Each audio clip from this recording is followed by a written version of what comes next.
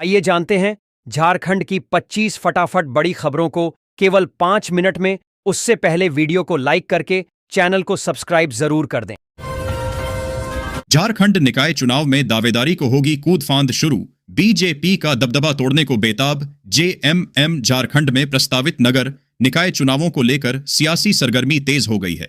नेता दलों से समर्थन पाने की होड़ में हैं, भले ही चुनाव गैर दलीय हों। भाजपा का शहरी क्षेत्रों में दबदबा रहा है, जिसे तोड़ने के लिए सत्तारूढ़ झामुमो कांग्रेस गठबंधन रणनीति बना रहा है। ये चुनाव राज्य की राजनीति पर गहरा असर डालेंगे और सभी दलों के लिए प्रतिष्ठा का विषय बन गए हैं। विश्व आर्थिक मंच पर झारखंड के लिए निवेश और साझेदारी पर होगी चर्चा। शीर्ष ग्लोबल कंपनियों से सीएम करेंगे बात। झारखंड के मुख्यमंत्री हेमंत सोरेन दावोस में विश्व आर्थिक मंच 2026 की वार्षिक बैठक में भाग ले रहे हैं। प्रतिनिधिमंडल अंतर्राष्ट्रीय साझेदारी और निवेश के अवसरों को मजबूत करने के लिए सुनियोजित वार्ता करेगा। टाटा स्टील, हिताची इंडिया और टेक महिंद्रा जैसी प्रमुख कंपनियों के साथ बैठकें होंगी। राज्य औद्योगिक विकास, प्रौद्योगिकी, स्थिरता और महिला विकास पर ध्यान केंद्रित करेगा, जिससे वैश्विक मंच पर झारखंड की स्थिति मजबूत होगी। झारखंड में 1000 अभ्यर्थियों को मिलेगी सरकारी नौकरी। मुख्यमंत्री के लौटने का हो रहा इंतजार। झारखंड सरकार फरवरी में लगभग 1000 अभ्यर्थियों को नियुक्ति पत्र देने की तैयारी कर रही है। मुख्यमंत्री हेमंत सोरेन के विदेश से लौटने पर अंतिम निर्णय होगा। झारखंड लोक सेवा आयोग जेपीएसएससी और कर्मचारी चयन आयोग जेएसएससी द्वारा अनुशंसित बाल विकास परियोजना पदाधिकारी, सहायक प्राध्यापक, खाद्य सुरक्षा अधिकारी, सीजीएल और सहायक आचार्य सहित विभिन्न पदों के लिए रांची में एक बड़ा कार्यक्रम आयोजित किया जाएगा। 2 वर्षीय बीएड धारकों के मामले में 17 फरवरी को होगी सुनवाई। झारखंड हाई कोर्ट में सहायक आचार्य नियुक्ति कक्षा 6 से 8 मामले की सुनवाई हुई। 2 वर्षीय बीएड कोर्स धारकों को चयन से बाहर करने पर झारखंड कर्मचारी चयन आयोग ने सुप्रीम कोर्ट में लंबित मामले का हवाला दिया। कोर्ट ने अगली सुनवाई 17 फरवरी को तय की है। एकल पीठ ने पहले ही 2 वर्षीय बीएड डिग्री धारकों को चयन प्रक्रिया से बाहर न करने का निर्देश दिया था। सीएम हेमंत सोरेन की डिस्चार्ज याचिका पर 30 जनवरी को अहम सुनवाई। हेमंत सोरेन ने बड़गाई अंचल के 8.46 एकड़ जमीन मामले में डिस्चार्ज याचिका दायर की है, जिस पर ईडी कोर्ट में 30 जनवरी को सुनवाई होगी। सोमवार को इस मामले की सुनवाई टल गई। सोरेन खुद को निर्दोष बता रहे हैं। इसी मामले में 18 आरोपितों के खिलाफ ईडी चार्जशीट दाखिल कर चुकी है। वहीं मनरेगा घोटाले के मनी लॉन्ड्रिंग मामले में अभिषेक झा की डिस्चार्ज याचिका खारिज हो गई है। माध्यमिक आचार्य नियुक्ति के अंतर्गत द्वितीय पत्र की परीक्षा का कार्यक्रम जारी। अभ्यर्थियों में आक्रोश। झारखंड कर्मचारी चयन आयोग ने प्रशिक्षित माध्यमिक आचार्य संयुक्त प्रतियोगिता परीक्षा 2025 के द्वितीय पत्र का कार्यक्रम जारी किया है। अचानक जारी इस सूचना से अभ्यर्थियों में आक्रोश है। खासकर दूरदराज और ग्रामीण क्षेत्रों से आने वालों को यात्रा व ठहरने में दिक्कतें आ रही हैं। छात्राओं की सुरक्षा भी चिंता का विषय है।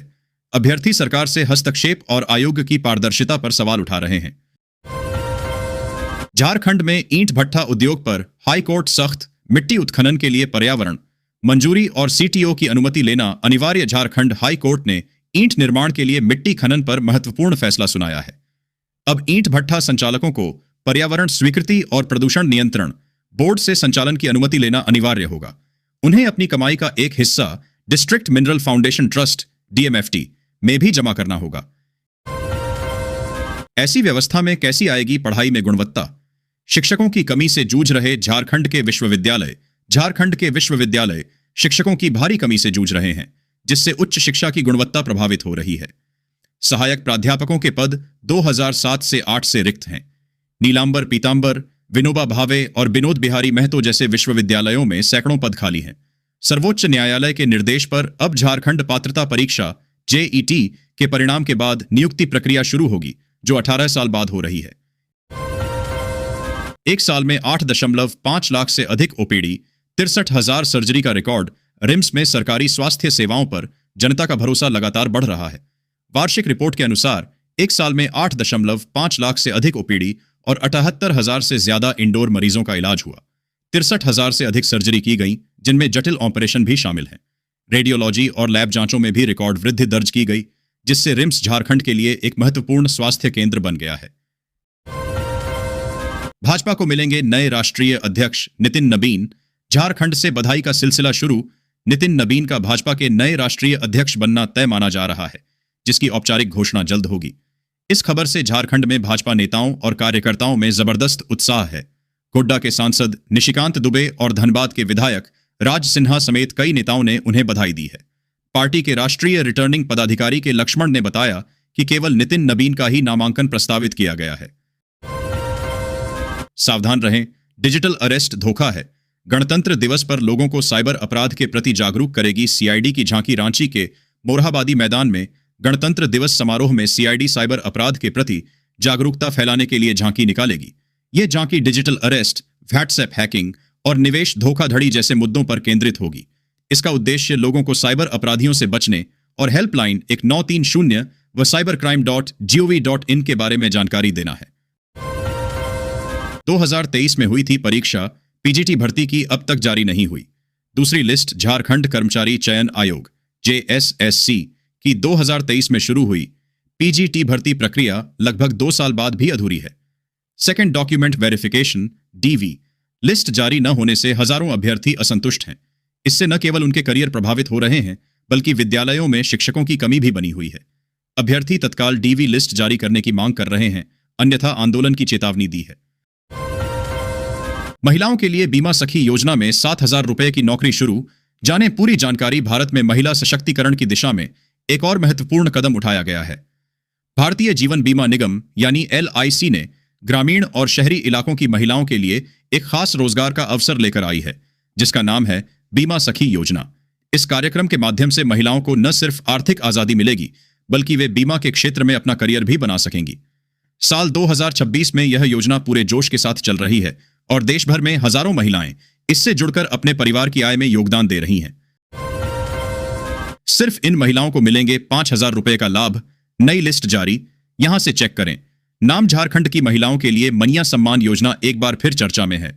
हाल ही में 16वीं किस्त जारी होने के बाद अब महिलाओं को अगली किस्तों का बेसब्री से इंतजार था। सरकार की ओर से मिली ताजा जानकारी के अनुसार अब 17वीं और 18वीं किस्त एक साथ महिलाओं के खाते में भेजी जाएगी। इसका मतलब यह है कि पात्र महिलाओं को एक बार में 5,000 रुपए की राशि मिलने वाली है, जो सीधे उनके बैंक खाते में ट्रांसफर की जाएगी। अब हर मजदूर को मिलेगी 3,000 मासिक पेंशन। आवेदन प्रक्रिया शुरू। भारत सरकार ने देश भर के सभी असंगठित क्षेत्र के मजदूरों और श्रमिकों के भविष्य को बदलने के लिए आई श्रम कार्ड योजना की शुरुआत की है। इस योजना के तहत हर रजिस्टर्ड मजदूर को हर महीने 3,000 रुपए की पेंशन दी जाएगी। सहारा इंडिया रिफंड, दूसरी लिस्ट 2026 जारी। निवेशकों को मिलेंगे 50,000 रुपए। सहारा इंडिया में अपनी मेहनत की कमाई फंसाने वाले करोड़ों भारतीय निवेशकों के लिए एक उम्मीद की किरण फिर से दिखाई दी है। केंद्र सरकार और सहारा रिफंड विभाग ने मिलकर निवेशकों की दूसरी सूची तैयार की है, जिसमें पात्र लोगों को 50,000 रुपए तक की अगली किस्त प्रदान की जाएगी। पहली बार में जिन लोगों को आंशिक राशि प्राप्त हुई थी, वे अब दूसरे चरण के भुगतान का इंतजार कर रहे हैं। सेंटर ऑफ एक्सीलेंस में विकसित होंगे झारखंड के कस्तूरबा विद्यालय। शिक्षा परियोजना परिषद के निदेशक ने क घोषणा। झारखंड में कस्तूरबा गांधी बालिका आवासीय विद्यालयों की वार्डन के लिए 5 दिवसीय प्रशिक्षण शुरू हुआ है। झारखंड शिक्षा परियोजना परिषद और निपा द्वारा आयोजित इस कार्यक्रम का उद्देश्य वार्डनों की क्षमता बढ़ाना और उन्हें सशक्त करना है। निदेशक शशि रंजन ने बताया कि कस्तूरबा विद्यालयों को सेंटर ऑफ एक्सीलेंस के रूप में विकसित किया जा रहा है। प्रशिक्षण में सुरक्षा, नेतृत्व, प्रबंधन और मानसिक स्वास्थ्य जैसे महत्वपूर्ण विषयों पर सत्र होंगे। आनंद विहार से चलेगी अमृत भारत स्पेशल। 22 जनवरी से साप्ताहिक सेवा। चेक करें रूट और किराया। अमृत भारत एक्सप्रेस आज आनंद विहार से विशेष ट्रेन के रूप में चलेगी, जो सुबह 5:15 बजे प्रस्थान कर हावड़ा पहुंचेगी। यह ट्रेन गाजियाबाद, लखनऊ, वाराणसी, गया, कोडरमा और धनबाद सहित कई स्टेशनों से होकर गुजरेगी। 22 जनवरी से हावड़ा से और 24 जनवरी से आनंद विहार से इसकी नियमित साप्ताहिक सेवा शुरू होगी। धनबाद से गया तक का किराया स्लीपर श्रेणी में 170 रुपए निर्धारित किया गया है। BCCL ने तय समय पर अग्नि प्रभावित क्षेत्रों से 649 कर्मियों को किया शिफ्ट। मंत्रालय को भेजी रिपोर्ट। BCCL ने जरिया के अग्नि प्रभावित और धसान वाले क्षेत्रों से 649 कर्मचारियों को 31 दिसंबर 2025 की समय सीमा तक सुरक्षित स्थानों पर स्थानांतरित कर दिया है। इसकी रिपोर्ट कोयला मंत्रालय को भेजी गई है, जिसकी समीक्षा के लिए फरवरी में मंत्रालय की टीम धनबाद आएगी। छूटे कर्मचारियों को जोड़ने का अंतिम मौका नहीं तो मिलेगा। नोटिस कर्मचारी भविष्य निधि संगठन EPFO ने 1 जुलाई 2017 से 31 अक्टूबर 2025 के बीच छूटे कर्मचारियों को फिर से जोड़ने के लिए कर्मचारी नामांकन अभियान 2025 शुरू किया है। नियोक्ताओं को 1 नवंबर 2025 से 30 अप्रैल 2026 तक का विशेष मौका दिया गया है, जिसमें मामूली जुर्माने के साथ छूट प्राप्त कर्मचारियों को नामांकित किया जा सकता है। धनबाद में भी यह अभियान चल रहा है। अनुपालन न करने पर मई में नोटिस जारी होंगे, जिसका उद्देश्य सामाजिक सुरक्षा कवरेज बढ़ाना है।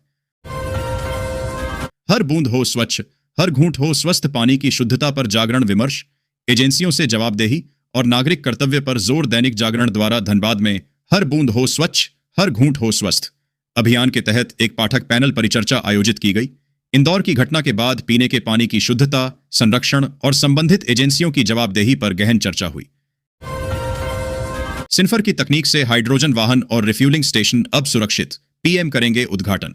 सिन्फर धनबाद के वैज्ञानिकों ने हाइड्रोजन कंप्रेसर और डिस्पेंसर प्रणाली का समग्र सुरक्षा आकलन सफलतापूर्वक पूरा किया है। यह प्रणाली देश में हाइड्रोजन आधारित वाहनों और रिफ्यूलिंग स्टेशनों के विस्तार को बढ़ावा देगी, जिससे जीवाश्म ईंधन पर निर्भरता कम होगी।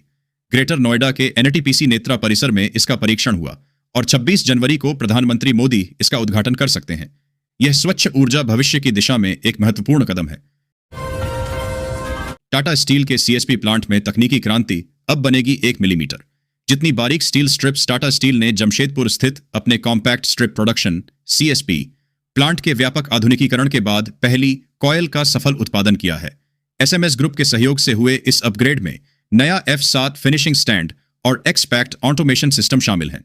अब यह प्लांट 1 मिलीमीटर तक की अत्यंत पतली स्टील स्ट्रिप्स बना सकता है, जिससे बाजार की बदलती मांगों के अनुरूप उच्च गुणवत्ता वाले स्टील का उत्पादन होगा। वित्तीय मामलों में महासंघ नहीं करेगा वीटो का इस्तेमाल, क्लबों को मिली स्वायत्तता। अखिल भारतीय फुटबॉल महासंघ AIFF ने इंडियन सुपर लीग ISL के संचालन ढांचे में बदलाव किया है। अब क्लबों को राजस्व, प्रायोजन और प्रसारण जैसे व्यावसायिक मामलों में स्वायत्तता मिलेगी। महासंघ वित्तीय निर्णयों पर वीटो का उपयोग नहीं करेगा, जिससे क्लबों की आपत्तियों का समाधान हुआ। हालांकि AIFF खेल के नियम, अनुशासन और अखंडता से जुड़े मामलों पर अपना नियंत्रण बनाए रखेगा। यह संशोधित गवर्नेंस चार्टर जल्द जारी होगा। झामुमो चास नगर निगम चुनाव में मेयर और सभी वार्डों पर उतारेगा प्रत्याशी। बोकारो में झारखंड मुक्ति मोर्चा की बैठक हुई, जिसमें आगामी नगर निकाय चुनाव की रणनीति पर चर्चा हुई। जिलाध्यक्ष रतनलाल मांझी ने घोषणा की कि झामुमो चास नगर निगम के सभी वार्डों और महापौर पद पर अपने उम्मीदवार उतारेगा। कैबिनेट से मंजूरी के बावजूद झारखंड में साहित्य, ललित कला और संगीत नाटक अकादमी का गठन। अधर में झारखंड राज्य गठन के 25 साल बाद भी साहित्य, संगीत नाटक और ललित कला अकादमियों का गठन नहीं हो पाया है। पिछले साल कैबिनेट से मंजूरी मिलने के बावजूद 2.5 महीने से अधिक समय बीत गया है, लेकिन प्रक्रिया शुरू नहीं हुई।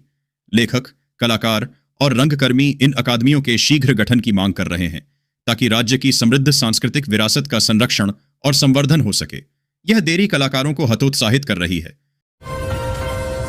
कोडरमा में धान की बंपर खरीद, राज्य में बना नंबर 1। भर गए पैक्स गोदाम। कोडरमा जिला धान खरीद में राज्य में नंबर 1 पर है। लक्ष्य का 50% हासिल कर लिया है। किसानों को समय पर भुगतान मिल रहा है। हालांकि मिलों द्वारा धान का उठाव न होने से पैक्स गोदाम भर गए हैं, जिससे खरीद प्रभावित हो रही है। जिला आपूर्ति पदाधिकारी ने किसानों को धैर्य रखने की अपील की है, क्योंकि खरीद 31 मार्च तक जारी रहेगी। मोदिनी नगर से नम्रता त्रिपाठी होंगी मेयर प्रत्याशी। पलामू जिला व्यवसायिक संघर्ष मोर्चा का फैसला। पलामू जिला व्यवसायिक संघर्ष मोर्चा ने मेदिनीनगर नगर निगम चुनाव के लिए पूर्व मंत्री KN त्रिपाठी की बेटी नम्रता त्रिपाठी को मेयर प्रत्याशी घोषित किया है। स्थानीय पंडित दीनदयाल उपाध्याय स्मृति हॉल में हुई बैठक में 35 वार्डों के नागरिकों ने यह निर्णय लिया। वक्ताओं ने वर्तमान मेयर के कार्यकाल में विकास की कमी और बदहाल सफाई व्यवस्था पर चिंता जताई और नम्रता त्रिपाठी को समग्र विकास के लिए एक सशक्त विकल्प बताया। झारखंड के मौसम में उतार चढ़ाव जारी। 0 पहुंचा मैक्लुस्कीगंज का पारा। रांची में ठंड से राहत। झारखंड में मौसम का मिजाज बदल रहा है। मैक्लुस्कीगंज में न्यूनतम तापमान 0 डिग्री सेल्सियस दर्ज किया गया, जबकि रांची और कांके में ठंड से कुछ राहत मिली है।